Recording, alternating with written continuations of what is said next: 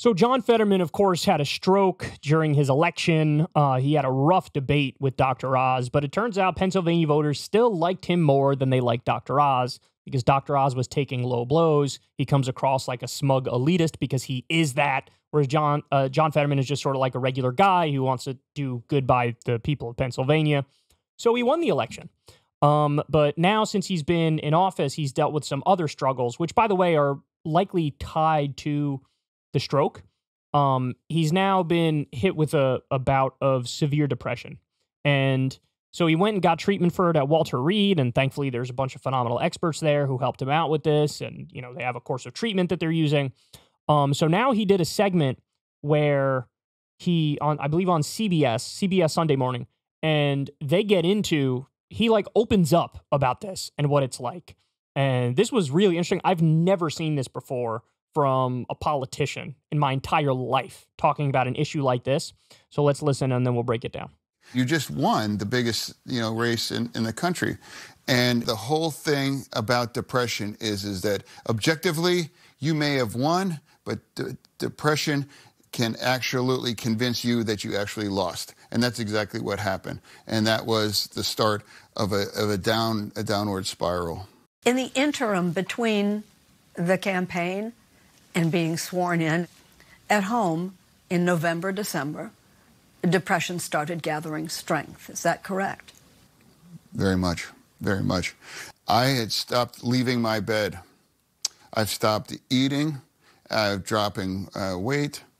I stopped engaging some of the most things that I love in my life. Including time with Giselle and their 3 children, aged 8 to 14.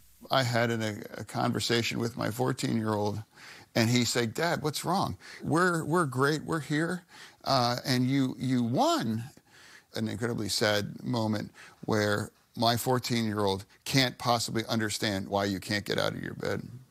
Someone you love as much as you love your son couldn't make you get out of bed, couldn't make you not be depressed. You stayed in bed. Yeah, that's true. But he went to Washington, and on January 3rd was sworn in.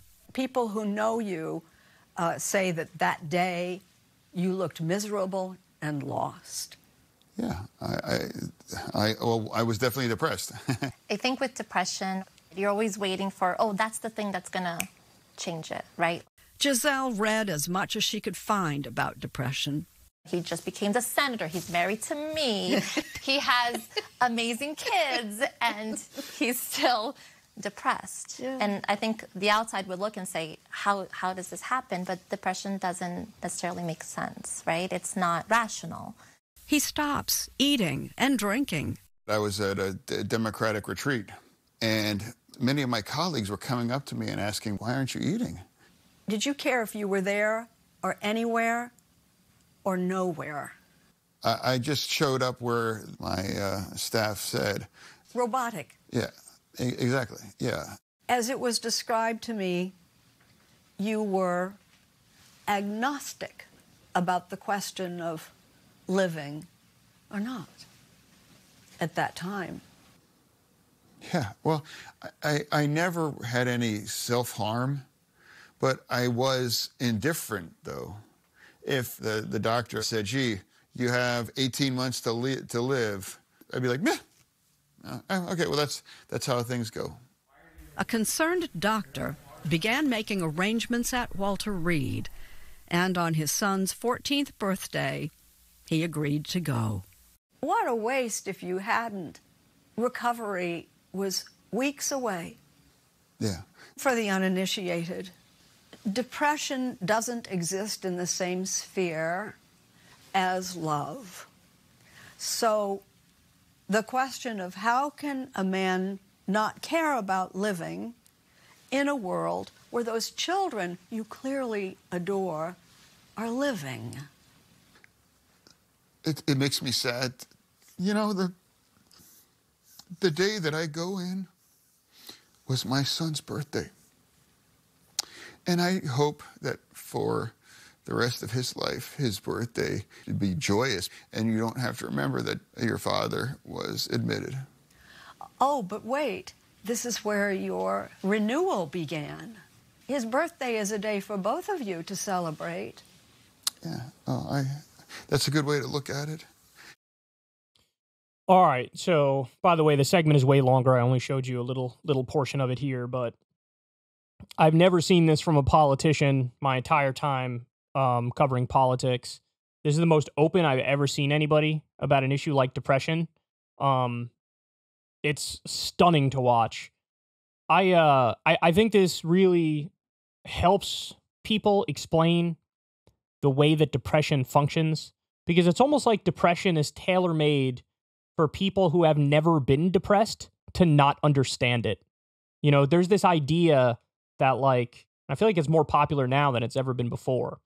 Almost like this pull yourself up by your own bootstraps type idea. If you are depressed, then, you know, you need to put in more work, put in more effort, get your life right, you know, exercise, eat right, you know, do all the right things, and then that with time will alleviate your depression. It's a very, like, you know, individual responsibility type approach to depression, but I think that just totally misunderstands depression. I think it's a total category error in those people's minds, because it's like, what if it's just not really tied to the external world in as strong of a way as you think it is? You know, the idea that it's like all environmental or all societal, or, you know, it has to do with your surrounding circumstances. I mean, there are people who are living in rough situations who are not at all depressed, and they have a lot of stuff to look forward to. There are people who live like at the poverty line who are not at all depressed, who enjoy life.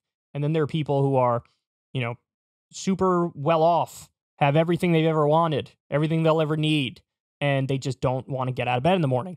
And so I think this helps really sort of explain that and put it into perspective. Imagine like an underlying, permeating, complete and utter indifference to anything and everything.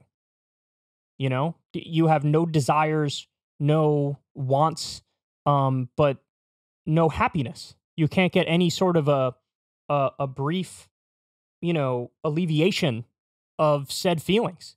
You just simply don't care about anything at all. It's like your brain, like a switch in your brain was turned off, and no matter what you do, it doesn't address the suffering that you're going through.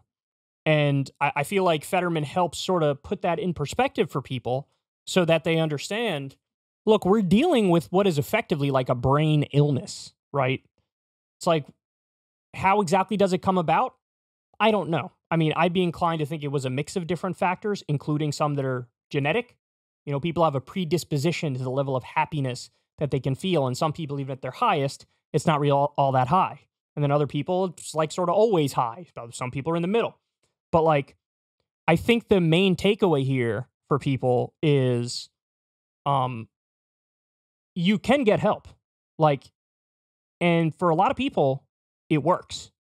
You know, and I don't know, I haven't seen any reporting on what exactly they prescribed him, but my guess is they did the, you know, standard regimen of like, so talk therapy is one main thing. So let's like try to talk it out, try to get to the bottom of it and see, you know, what's really leading to this. That's one approach.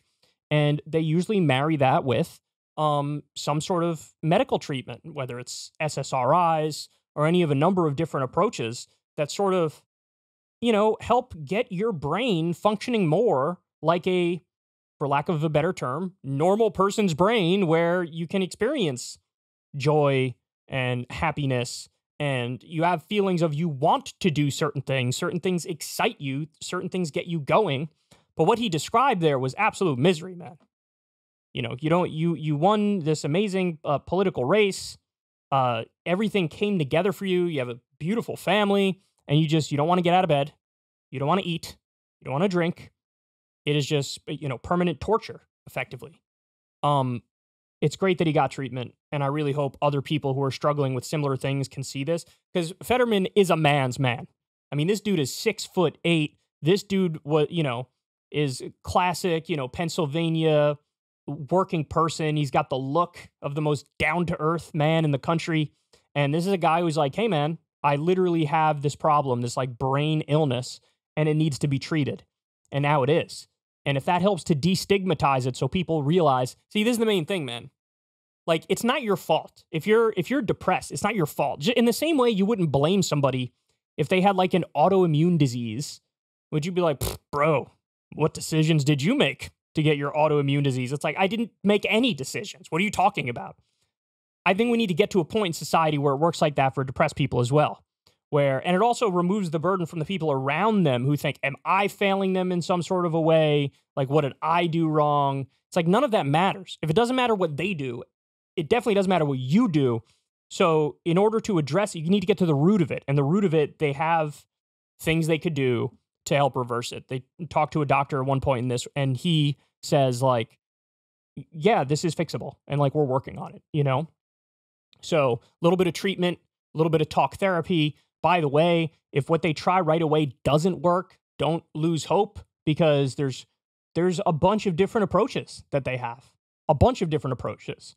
And I feel like like I said, the line on depression that I hear the most in today's day and age is almost like, well, just get your shit together and you'll be okay. And what Fetterman is helping to prove here is that ain't how it works. So if you're one of the people who would be like, bro, get us together. If you're one of those people and you respond to somebody who's depressed like that, do everybody a favor. Just be quiet. Like, just be quiet, okay? Because it ain't helping, and you're so immensely off base with how you want to approach it that is laughable. But for people who are struggling, go get help. There's no shame in it whatsoever. And you can have a genuinely happy future if you just address this thing, you know? So anyway, really, really touching stuff there from Fetterman. And of course, we send him our best. Hey, y'all, do me a favor and like and subscribe. It helps out big time in the algorithm. Click the bell as well for notifications when videos drop. And watch that video on screen right now. You know you want to.